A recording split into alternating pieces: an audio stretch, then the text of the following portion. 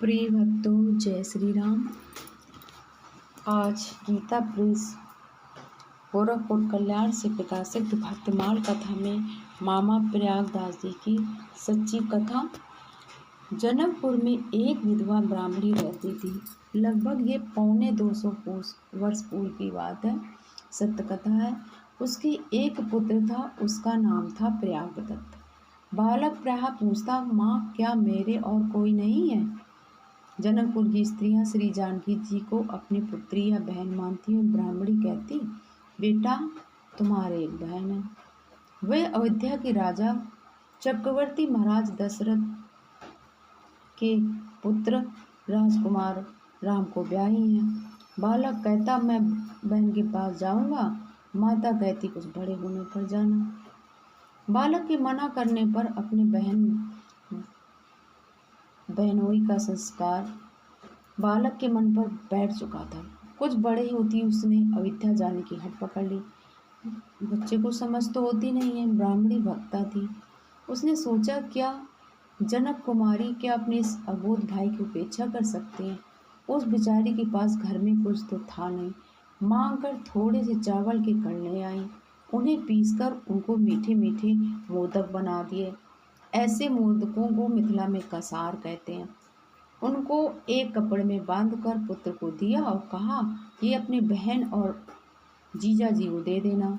लड़के को मार्ग में खाने के उसने कुछ सत्तू दे दिए। बालक प्रयागदत्त किसी प्रकार कुछ दिन में अयोध्या पहुंचा। वहां पहुंचने पर उनके चक्रवर्ती बहनोई का कोई पता नहीं बतलाता था। जिससे पूछते वही हंस देता था, क्योंकि भगवान श्री राम का राज तो बहुत हजारों वर्ष पहले था, लाखों वर्ष पहले। हंस देता। बहुत बेचारा परेशान हुआ। थक कर मणि पर्वत के पास सहज शीशा मंदिर, जो आजकल मस्जिद है, के पास घने पेड़ों के बीच में एक टीले पर बैठ गए। बहुत थक गए थे बेचारे। अपने बहनोई पर बहुत अप्रसन्न हो रहे थे। कह रहे थे, पता नहीं कहाँ चला गया, अब उसे कहाँ ढूंढने जाऊं। भला कोई उन चक्रवर्ती राजकुमार को कहाँ ढूंढे, परंतु जो सचमुच उन्हें ढूंढता है, ऐसा कोई स्थान नहीं जहाँ उसे मिल न जाए। प्रयागदत्त ने देखा कि खूब बड़ा एक सफ़ेद हाथी उनके सामने टीले पर कैसे आ गया। उस पर सोने की रत्न जटित अंबारी पड़ी है। हाथी बैठ गया और उसमें से बहनों के साथ बहन उतर पड़ी। किसी को कोई परिचय देना या पूछना ही नहीं पड़ा, जैसे ये सदा के परिचित हों। श्री जानकी जी ने पूछा, भैया माता जी ने मेरे लिए कुछ भेजा है? भैया तो हक्के बक्के देखते ही रह गए।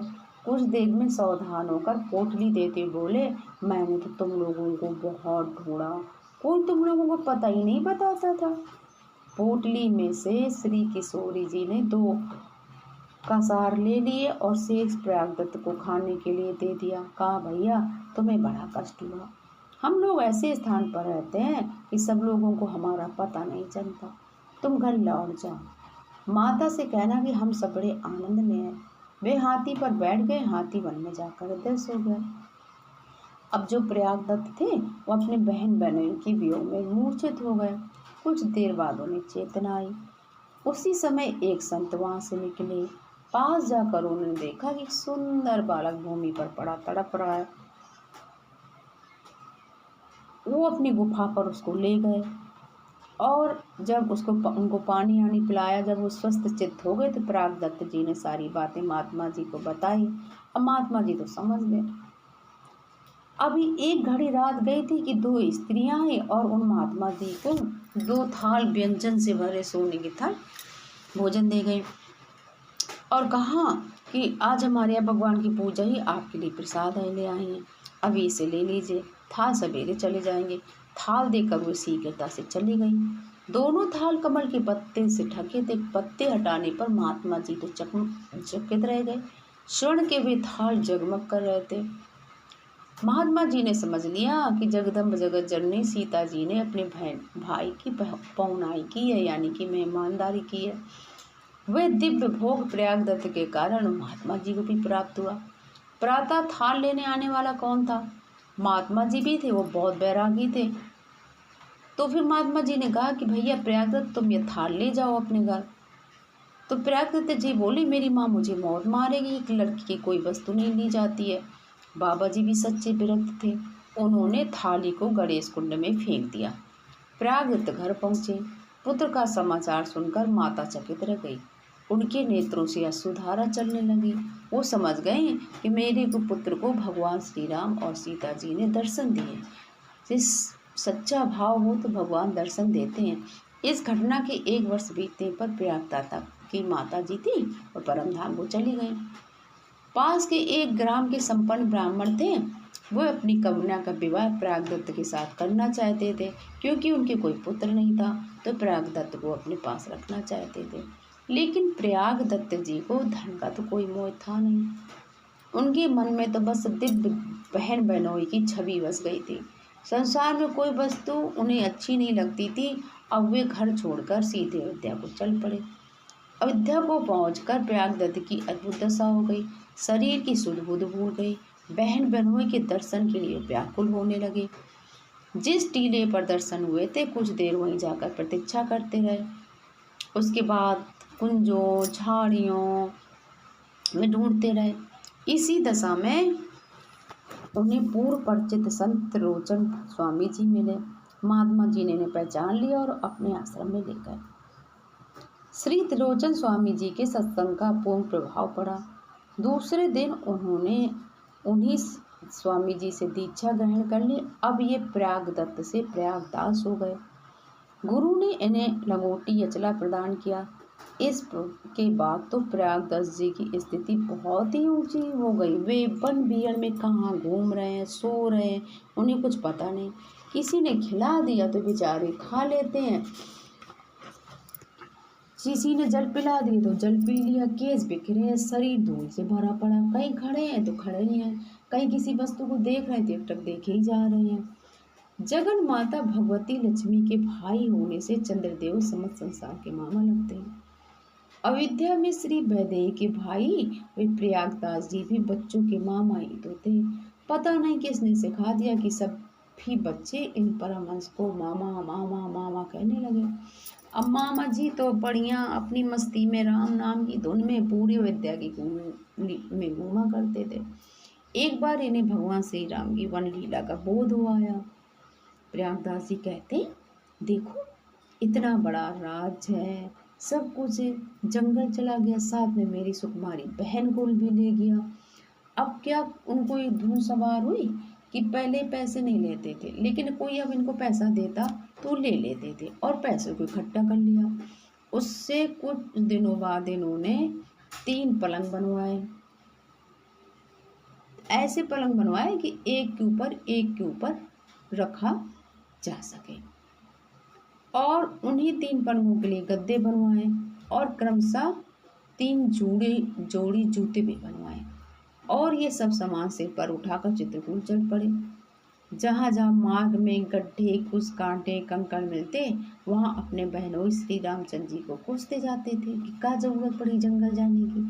चित्रकूट पहुँचकर इस फटक शिला के पास प्रयागदास जी ने 3 पलंग बिछाए, उन पर गद्दे डाल दिए, उनके नीचे एक एक जोड़ी जूता रख दिया और अब बहन बनोई को ढूंढने लगे।